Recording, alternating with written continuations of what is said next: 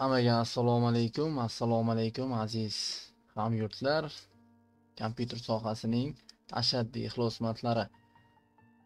Sizlar bilan 51-chi Word bo'yicha amaliyot darsimizda g'oyibona ko'rishib turganimizdan bag'oyatda xursandman. O'ylaymanki, barcha darslarimiz sizlarga manzur va ma'qul kelyapti. Bugungi darsimizda ko'rib turganlaringizdek, sizlar bilan ishga kirish uchun ma'lumotnoma, ya'ni obyektivga tayyorlashni o'rganib o'tgan bo'lamiz. Avvalambor men buni Google dan ma'lumotnoma deb qidirganimizda chiqadi. Xo'p, Wordda ikkita qog'oz ochib yonma-yon qilib olganman va ishni nimadan boshlaymiz? Yuqoridagi ma'lumotnoma degan so'zdan boshlaymiz. Xo'p, men uning uchun vid bo'limidan aynan vertikal qog'oz qilib olaman, o'zimga qulay bo'lish uchun. Va vstavka bo'limi, figura bo'limidan ana chaqiraman. Xo'p, o'rtoqlar, o'rtaga qo'yamiz. Mana ko'rib turibsizlar, yuqorida o'zi reylinka ham bizga o'zi aniqlik ko'rsatib beradi. Mana. Demak, ma'lumotnoma yozuv shriftini glavniydan 14, Times New Roman'ga turadi. Mana. Ma'lumotnoma. Biz ma'lumotnoma so'zini qadan qilishimiz kerak, jirni qilamiz va o'rtaga qo'yamiz. Va chetini olib tashlaymiz, orqasini va chetini. Yozuvimiz razmeri 14. Mana bo'ldi. Va biz yozayotgan ma'lumotlar hammasi katta harfda bo'lishi kerak ekan. Buning uchun Word dasturida Ctrl bilan quyidagi joyga kiramizda mana buni tanlab qo'yamiz. Mana. Xo'p, ana endi xuddi shuni Ctrl bilan tortamiz va ism yozamiz. Misol uchun o'zimda ism familiyamni yozadigan bo'lsam, Muxlisbek Mavlonov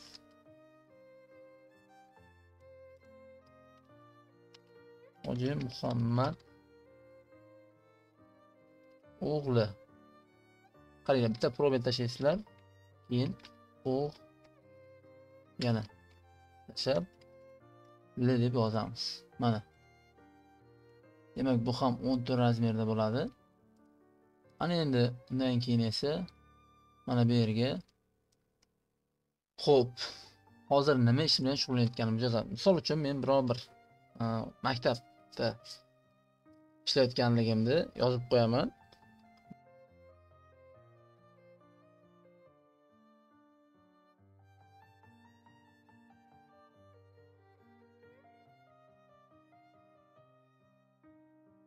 Va bu yozuvni yuqoridagisini jirnidan olib qo'yamiz mana va pastdagisi qalin bo'ladi. Va bu yozuvni razmerini 12 qilib qo'ysak ham bo'ladi. Mana bu joydan 12 qilib qo'yamiz. Mana bo'ldi. Va yozuvimiz tagida qizil ranglar paydo bo'lib turibdi. Buni har doimgidek fayl bo'limidan, parametrdan va opsiyadan eng oxirdagi ikkita funksiyani yoqib qo'yamiz. Demak, xuddi shuni Ctrl bilan tortib olamiz va biz hozir asosan bu joyda ma'lumotlarni to'g'ri yozishga e'tibor beramiz. Uni orasidagi masofani loyihadan keyin bajaramiz. Demak, tug'ilgan yil. Xo'p, buni Ctrl bilan bitta o'chirib olaman, delete yordamida. Demak, tug'ilgan yil.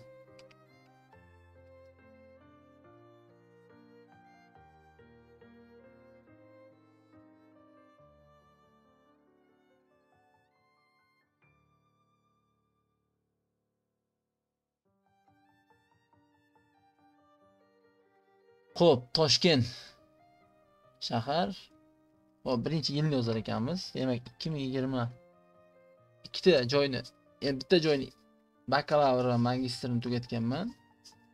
Xo'p, men shuni magistrini yozib qo'yaman. 2021-2023-yillar oralig'ida.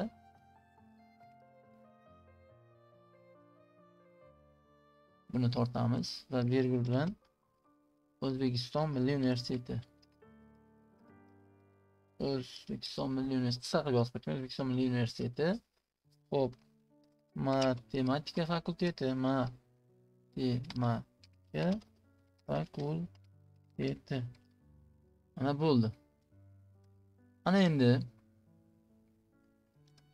hop, mana bunday qilib uchalasini tanlab format figuradan, uravniyatdan aniq to'g'rilasak bo'ladi.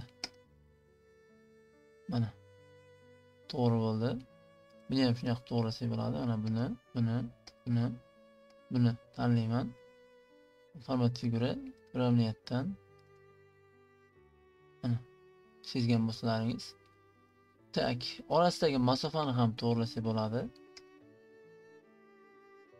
Hop. Bunisi emas ekan.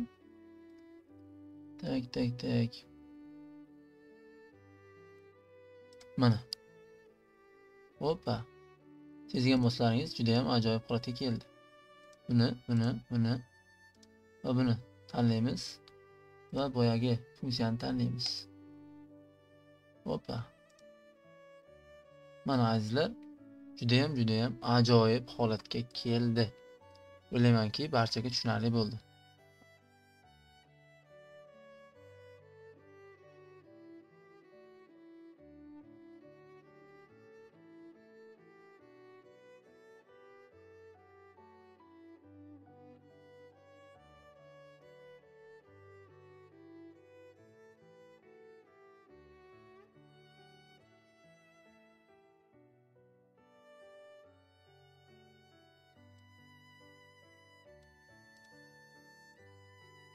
Uravniyat. Ana endi mehnat faoliyati 14 shrift ekan. Oradagi ism familiyani shunaqa kontur bilan tortib olaman va mehnat faoliyati deb yozamiz katta harf bilan. Mehnat faoliyati. Xo'p, demak azizlar, mana bu joyga nima yoziladi? Sizlar o'zlaringizni qayerda, qachondan beri ishlaganlaringiz haqida yozasizlar. Bu yozuv razmerini ham 12 qilib qo'yaman. Demak 12 bo'ladi va buni men chap tomonga tushiraman, yozuv maydonini, va mana bu joydan tekst qilib yozib olaman. Misol uchun o'zimda 2020-yildan 2021-yilgacha xo'p, Denov tumani IT Park MCJ deb qo'yaman. Da informatika, ya'ni dasturlash sohasidan ustoz bo'lganman. Mana shunday deb qo'ysak ham bo'ladi yoki ustoz desak ham bo'ladi. Hop qo'yaman mana. Xo'p, 2021dan 2022gacha Toshkent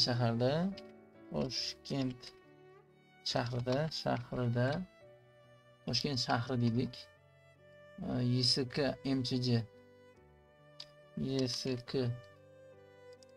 MCJ da kompyuter injeneri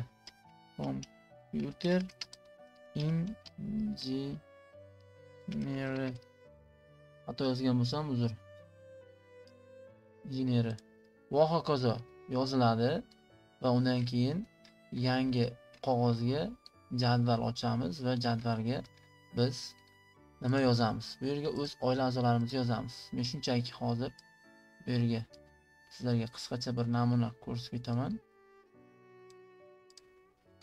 Hop, mishkani o'ng tarafi zalivka net, kontur net. Shunchaki ichiga jadval chaqiramiz. Stavka, tablica har ehtimolga qarshi. Va shu o'rinda bir Google ga kirib qidirib ko'ramiz. Xo'p, ma'lumotnoma, namuna. Mana ko'ramiz. Mana bu yerdan demak qaraydigan bo'lsak, bizga nimalar bo'lar ekan? Xo'p, familiya, ism, otchivasi, turgan joyi, ish joyida lavozimi, turar joyi. Demak azizlar, qarindoshlarimizni 1 2 3 4 5 ta kategoriya bo'yicha ma'lumotlarni yozishimiz kerak ekan. Demak biz mana bu yerga 5 ta ustun biz 4 ta ochgan ekanmiz. Yana bitta qo'shishimiz kerak bo'lsa, maket bo'limidan qo'shimcha stavить spravani bosamiz. Mana bo'ldi.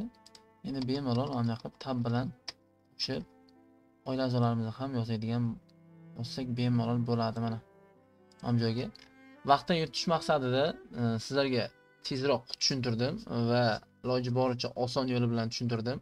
Albatta o'z shaxsiy ma'lumotnomangizni to'ldirib bemalol ish faoliyatida qaysi ish faoliyatida sizga talab qilsa bemalol shu ko'rinishda shu yo'sinda buni topshirsangiz bo'ladi. Va mana bu joyga eng muhimi 3 ga 4 rasm qo'yib qo'yish kerak. 3 ga 4 rasmga mana bunaqangi to'g'ri burchak shaklini olib kelamiz hamda mana bu joydan 3 ga 4 santimetrda emas ekan o'lchov birligimiz. Buni fayl bo'limi parametrdan adashmasam, xo'p, дополнительныйga kiramiz. Doполнительda mana duyum degan joyini santimetr qilib qo'yishimiz kerak.